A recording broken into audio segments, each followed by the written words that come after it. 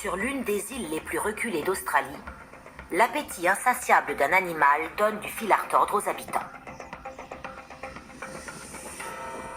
Quand je suis arrivé sur l'île, j'entendais frapper et gratter en plein milieu de la nuit. On croyait que la maison était hantée. J'ai posé mon sac par terre comme je l'aurais fait n'importe où ailleurs.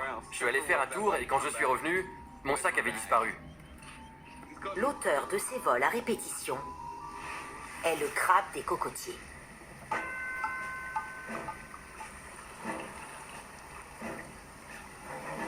Protégé par une formidable carapace, armé de pinces capables d'ouvrir une noix de coco en deux, ce monstre de 4 kilos est le plus gros arthropode terrestre. Malheureusement pour lui, ce crabe est loin d'être seul sur cette île. Ils sont plus d'1 million, soit 500 crabes par habitant. Et ils sont tous affamés.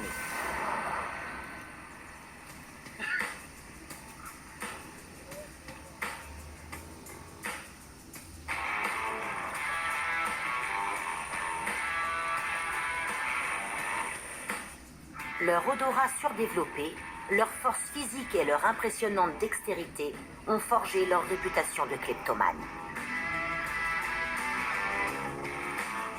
Ces atouts remarquables leur ont permis de coloniser cette île et d'y prospérer.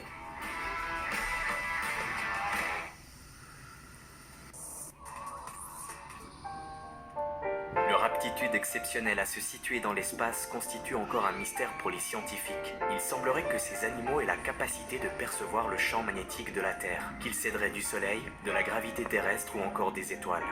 Et s'ajoute à ça une vision perçante qui leur permet de voir à une quarantaine de kilomètres à la ronde et de percevoir les ultraviolets.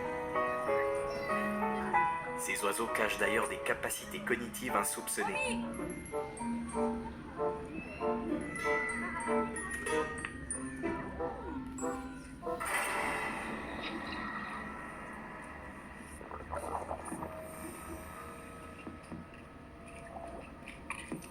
Nathalie se retrouve soudain nez à nez avec une murène javanaise, la maîtresse incontestée de cette zone du récif.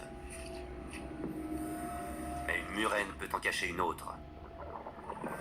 Elles sont maintenant deux face à Nathalie. Les prédatrices sont captivées par l'œil impassible de la caméra.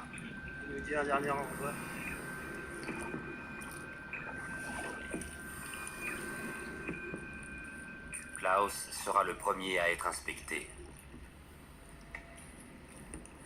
Les murènes s'intéressent vivement à sa boîte d'appât. C'est exactement ce qu'il espérait. Mais il s'agit maintenant de garder son calme face à l'avidité des chasseuses.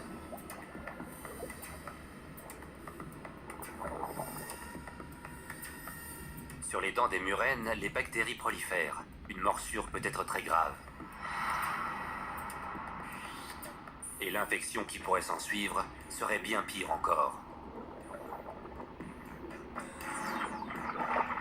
Ayant satisfait leur curiosité, les murènes battent en retraite et se rejoignent.